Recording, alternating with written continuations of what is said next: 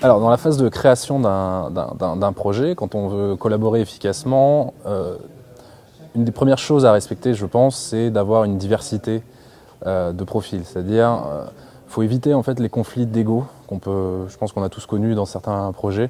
Si on met 3 personnes qui font le même métier, ils vont chercher à prouver que c'est eux qui font ce métier-là de la meilleure des manières. Là où, quand on va aller chercher des différents métiers, on va avoir une meilleure complémentarité. On a une difficulté qui est la nécessité de parler le même langage, mais ça s'apprend. Et on sera bien plus efficace généralement de cette manière. Encore faut-il choisir les bonnes personnes en fonction du projet. On ne va pas toujours mettre en fonction d'un projet plus ou moins innovant ou en fonction du média qu'on veut traiter, etc. On va choisir des personnes qui sont à chaque fois différentes, mais en tout cas, cette diversité est quand même importante. Pour faciliter la collaboration, c'est important d'anticiper le processus de travail, d'établir une forme de méthodologie. Mais il faut se méfier aussi contre une forme de démesure dans la rigidification de la méthode. Donc il faut quand même rester dans quelque chose où on a une forme de liberté. Il faut que cette méthode, on puisse la faire exploser au bout de 3 heures si on se rend compte que ça ne fonctionne pas.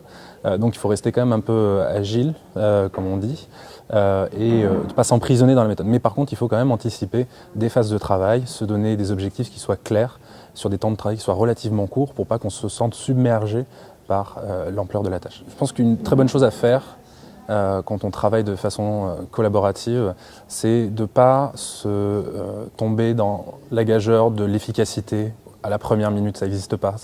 On ne peut pas efficacement travailler avec un groupe dont on ne connaît pas les gens, dont on n'a pas défini ensemble les objectifs qu'on se fixe, l'intention qu'on a derrière ce projet-là, qu'est-ce qu'on veut accomplir à travers quelque chose qui va demander du temps, des moyens. Voilà.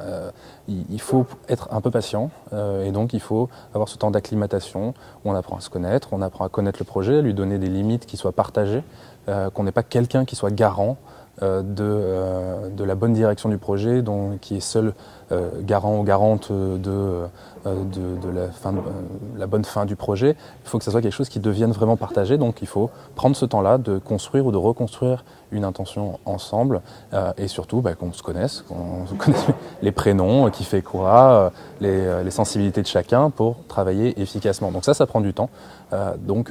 Quelque chose où on crée un projet innovant en une bonne réunion de brainstorming de 2 heures, ça n'existe pas. Ça demande bien plus de temps, ou alors on fait juste de la répétition de quelque chose qu'on a vu ailleurs, ou on se contente d'appliquer la vision de quelqu'un qui est déjà établi. Mais si on veut vraiment créer quelque chose ensemble, il faut se donner du temps et le temps de se connaître.